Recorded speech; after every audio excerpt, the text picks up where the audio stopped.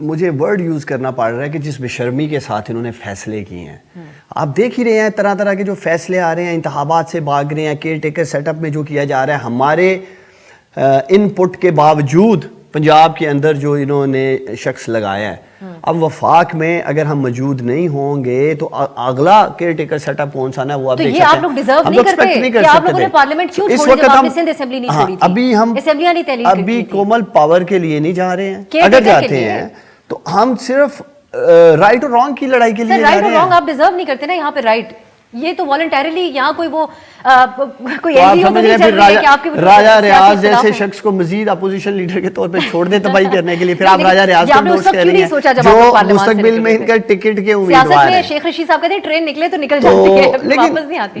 آپ اگر 8-9 ماہ میں گزشتہ 8 جب کی رجیم چینج ہوئی 8 ماہ میں آپ عمران خان کے فیصلوں کو اسٹڈی کریں. عمران خان کا ہر فیصلہ پاکستان میں پولیٹیکل استحکام کے لیے, اسٹیبلٹی کے لیے. ہمارے پاس 26 نومبر کو دیکھیں 26 نومبر کو ہم اسلام آباد کی طرف نکل سکتے تھے. 26 نومبر کو میرے لیڈر نے کہا کہ اسمبلیاں توڑوں گا. آپ کے پروگراموں میں کس طرح کے بیانات دیتے رہے, جی یہ توڑ ہی نہیں سکتے. رانا صاحب آپ پلیز اپنی باری پہ بولیے گا, میں آپ کو سن رہا تھا. تو مقصد یہ ہے ہم نے توڑ کے دکھا دیا. انہوں نے لوگ خریدنے کی کوشش کی, لوگ بکے نہیں, عدم اعتماد لے کے آگے اعتماد کا ووٹ لے کے دکھا دیا سب کچھ.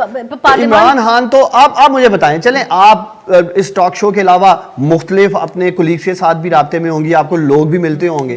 کیا اس وقت جو پاکستان کے حالات ہیں آپ سمجھتے ہیں کہ اگلے 6-8 ماہ میں انتخابات نہ ہوتے یہ سب کچھ ٹھیک کر سکتے ہیں؟ پاکستان کے حالات جو یہ حکومت آنے سے پہلے تھے اس وقت بھی ہم بیٹھ کے یہی اندازے لگا رہے تھے کہ آگے کس حد تک چل سکتا ہے.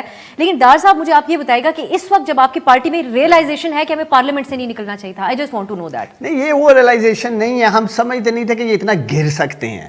ایک گرنے کی بھی ایک حد ہوتی ہے نا, they stoop so low کہ ہمیں اب واپس جانا پڑ رہا ہے. یہ وجہ اگر یہ اپنا کوئی اخلاقی معیار رکھتے کہ یار ان میں کوئی خاکیاتی نام کی چیز ہے تو ہم شاید کہتے چلے ٹھیک ہے جی, لیکن یہ جو فیصلے آ رہے ہیں اس کے بعد تو ہم نے سوچا کہ یہ تو مزید تباہ کر دیں گے ملک کو.